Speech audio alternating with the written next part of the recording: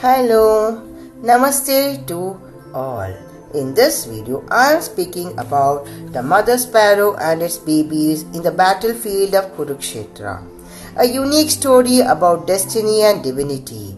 It's about the faith of the mother sparrow. The title of the story is Perspective and Insights of Sparrow. It is one of my favorite stories from the great epic, the Mahabharata. It is a story of faith and surrender, of destiny and divinity. The story is like this. It was the battlefield of Kurukshetra. It was being prepared to facilitate the movement of mammoth armies with large cavalries, aid for rival camps. The arch rivals were the Kauravas and the Pandavas.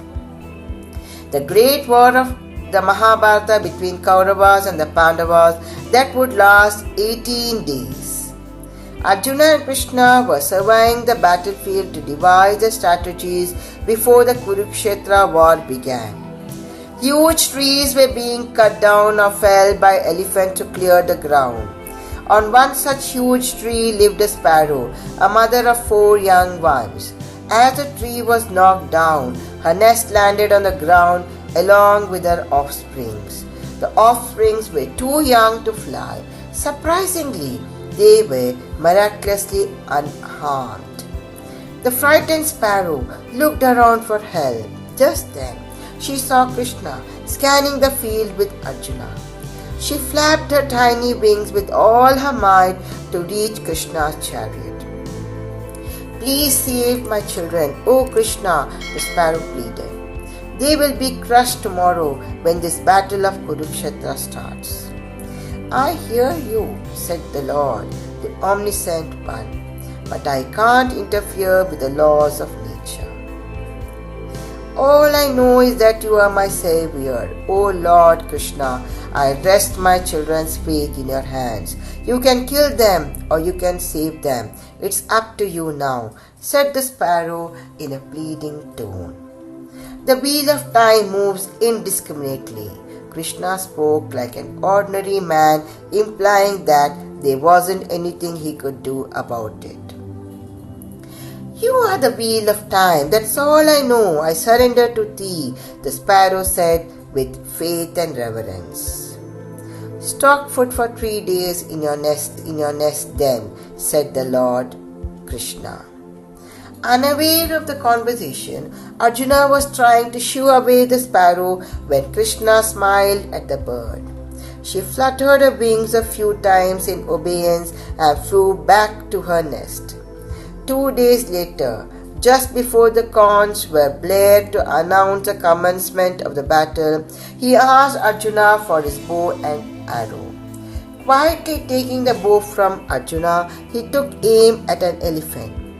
But instead of bringing the animal down, the arrow hit the bell around its neck and sparks flew off. Krishna gave Arjuna back the bow. Arjuna exclaimed, "The elephant is unhurt and alive, only the bell is gone." The Mahabharata war began and numerous lives were lost over the next 18 days. Pandavas won the war in the end. Krishna took Arjuna with him to navigate through the ruddy field. Krishna stopped at a certain spot and looked down thoughtfully at an elephant bell. "Arjuna," he said, "will you lift this bell for me and put it aside? It's the same bell that had come off the elephant's neck I had shot at." Arjuna bent down to move the heavy bell without another question. As soon as he lifted it, though, his world changed forever. 1, 2, 3, 4, and 5.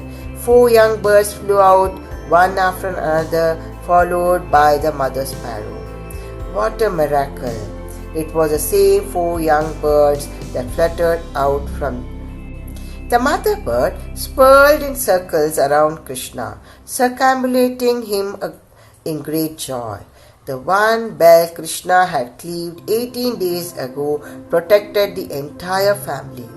All he had done was to reward the sparrow's faith by keeping her and her little family safe under the big brass bell. "Forgive me, O Krishna," said Arjuna, "seeing you in human body and behaving like ordinary mortals, I had forgotten who you really were." So Krishna had left the sparrow on the battlefield, for it was destined to be there. The bird might have wished to be at a safer place with the children. It might have argued Krishna to take it with him, but it did not. Now, the reason is, when sage Vyasa narrated the Mahabharata and Lord Ganesha wrote it down, no one really knows in detail everything that was dictated. The birds under the bell who were protected to the battle heard much during the war, knew more than most of the rishis who read the story of Mahabharata and had doubts while understanding the great epic.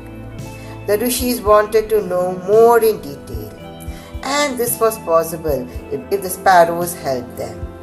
These birds were given the gift of human speech because their perspective and insights were unique. These blessed birds were able to talk and clarify the rishis' doubts. They were able to tell many stories that no one else knew. Have faith and trust in God. Remember, prayers do help. Faith is often its own reward. It can make things happen. Let me tell you, faith is also accepting the grand plan of Lord while we put all right efforts in all possible ways, letting go of worries about things beyond our control. Hope it was interesting. Thank you. This is Padma. Have a great day.